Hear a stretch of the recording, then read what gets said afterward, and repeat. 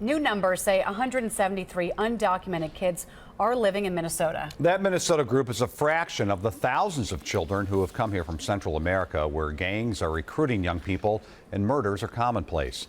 The children are hoping to find refuge with family and friends in the United States. Susan-Elizabeth Littlefield talked with an agency trying to find homes in Minnesota for kids who are coming from desperate situations. Home is supposed to mean refuge, not in this Salvador neighborhood, not for him. I wake up every morning and I hope that it's not going to be my last day. For 8 years, he was safe in St. Paul. His family got away. Then they were deported. His father killed once they returned. I cry a lot at night because I remember him. You know, he was the one that taught me everything. He hopes to make it back here, away from the street gangs who try and recruit young people like himself. It's really important for people to understand that these kids are fleeing their country as a matter of survival.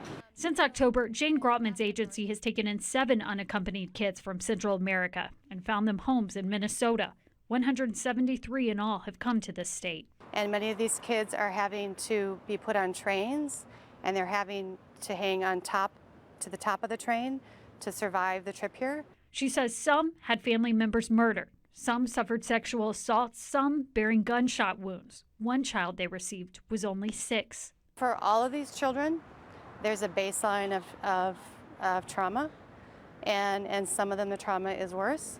She says in Minnesota, most children who have come have family in the area, and that is where they are, safely in local homes, where so many wish they could be. That's something I want to realize in one way or another.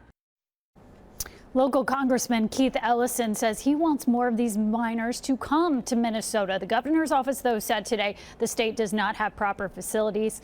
The agency I spoke with today says Minnesota is equipped to take more of these kids in, but it would have to be in a gradual manner to just handle them all. Tough issue. It is. Yeah. Thanks, Susan-Elizabeth.